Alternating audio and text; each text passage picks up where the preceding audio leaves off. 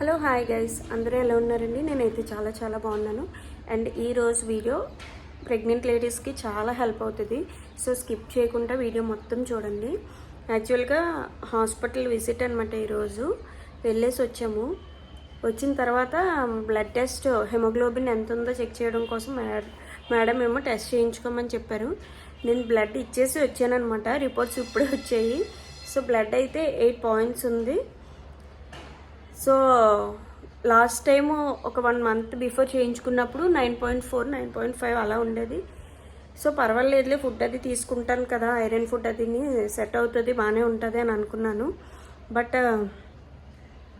అన్లక్కీగా అది తగ్గిపోయి 8 ఉందని చెప్పేసి అన్నారు. సో ఇప్పుడు మళ్ళీ దీనికి అదర్ కాంప్లికేషన్స్ ఏంటంటే, కాంప్లికేషన్స్ అని ఏం కాదు, ఇప్పుడు మళ్ళీ ఐరన్ సుక్రోజ్ అది ఎక్కించుకోమని చెప్పేసి చెప్తున్నారనమాట.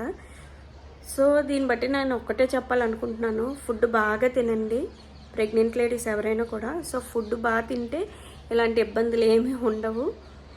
సో నేను చేసిన తప్పు మళ్ళీ మీరు రిపీట్ చేయకుండా ఉంటారని చెప్పేసి అనుకుంటున్నాను. అండ్ హాస్పిటల్ విజిట్లో డాక్టర్ ఏమన్నారు సిస్టర్ అని షూర్గా అడుగుతారు కాబట్టి ముందే చెప్పేస్తున్నాను. యాజ్ ఆఫ్ నౌ అంతా బాగానే ఉందని చెప్పారు. ఓకే, హెమోగ్లోబిన్ మాత్రం తక్కువ ఉంది. సో డెలివరీ అయ్యాక అది ఇబ్బంది అవుతుంది కదా, మళ్ళీ అప్పుడు బ్లడ్ ఎక్కించుకోవడం అలాంటి ఎందుకు, అదర్ కాంప్లికేషన్స్ ఏమన్నా వస్తాయని చెప్పి ముందుగానే కొద్దిగా కేర్ తీసుకుంటున్నాను. తీసుకోవడానికి కేర్ ఉండే అంత టైం కూడా లేదు ఇప్పుడు నా చేతిలో. సో కాబట్టి ప్రెగ్నెన్సీ స్టార్టింగ్ నుంచి కూడా నెగ్లెక్ట్ చేయకుండా ఫ్రూట్స్ అవి బాగా తీసుకోండి. బ్లడ్ ఏదైతే చేరుతుందో అవి బాగా తినండి. ఐరన్ ఫుడ్ ఎక్కువ తీసుకోండి. అప్పుడు ఇంకా హ్యాపీగా ఎలాంటి బేసికల్గా ప్రెగ్నెన్సీ జర్నీలోని ఇంజెక్షన్స్ అని, బ్లడ్ తీయడాలు, బ్లడ్ టెస్ట్లు ఇలా బోల్డ్ ఉంటాయి. దాంతోపాటు కూడా మన చేతిలో ఉన్నది చేజార్చుకొని ఇలాంటివి మళ్ళీ అవసరమా అని అనిపిస్తుంది. అందుకే వెంటనే మీతో షేర్ చేద్దాము. మళ్ళీ ఆ పాయింట్ చెప్పేటప్పుడు నేను ఎప్పుడో వీడియో చేసినా మర్చిపోతాను అని చెప్పేసి షేర్ చేయాలి అని అనుకున్నాను. So as of now baby అయితే బాగానే ఉందని చెప్పేసి అన్నారు. ఉమ్మల నీరు అంతా బాగానే ఉంది, బేబీ మూమెంట్స్ కూడా పర్లేదు బాగానే ఉందని అన్నారు. సో నెక్స్ట్ మళ్ళీ 1 వీక్లో రమ్మన్నారు. మేబీ ఆ 1 వీకే లాస్ట్ ఈ ప్రెగ్నెన్సీ ఆర్ డెలివరీకి ముందు నేను విజిట్ చేసే లాస్ట్ విజిట్ అనుకోవచ్చు హాస్పిటల్కి. ఎందుకంటే దాని తర్వాత ఎలాగూ సిజరీన్ చేసేస్తారు, నో మోర్ ఆప్షన్స్ కాబట్టి. సో నేను చెప్పాలనుకున్నది అదే, ఫుడ్ అయితే బాగా తినండి, అస్సలు నెగ్లెక్ట్ చేయొద్దు. సో ఇదే ఈ వీడియో అయితే ఇంకా కంటిన్యూ అవుతుంది, చూసేయండి.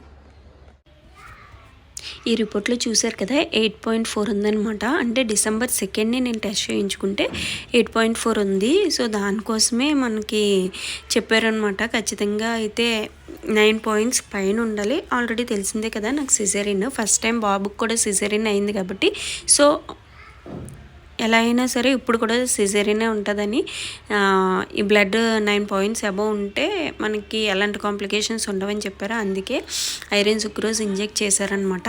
అలా నాకు 2 టైమ్స్ పెట్టారు. 2 టైమ్స్ కూడా నర్వ్స్కి బ్లడ్ అదే ఐరన్ సుక్రోజ్ ఎక్కించిన తర్వాత ఆ రిజల్ట్ చూసి నాకే షాక్ అనిపించింది.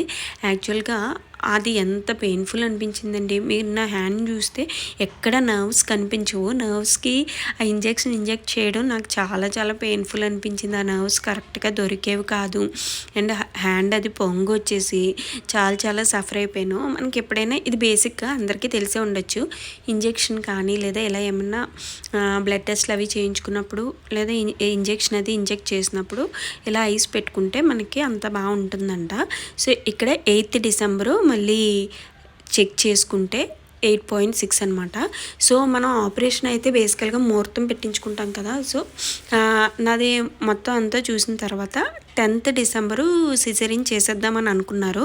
సో కేవలం ఈ బ్లడ్ కాంప్లికేషన్ వల్లే నాకు అది పోస్ట్పోన్ అయిందనమాట. సో అది జరిగిన ఇక్కడ 13 Decemberకి మళ్ళీ 2-3 days తర్వాత చెక్ చేస్తే బ్లడ్ 9.4 ఉంది అని చెప్పారు.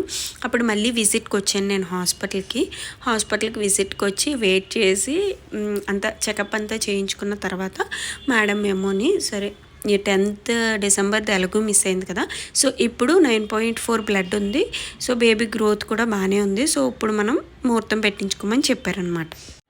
సో ఈ చెకప్ ఇదంతా అయిన తర్వాత నెక్స్ట్ ముహూర్తం మేము ఎప్పుడు పెట్టించుకున్నాము, డెలివరీ ఎప్పుడయింది, అసలు ఎవరు పుట్టారు, ఇవన్నీ కూడా మీకు అప్కమింగ్ వ్లాగ్స్లో వచ్చేస్తాయి అనమాట.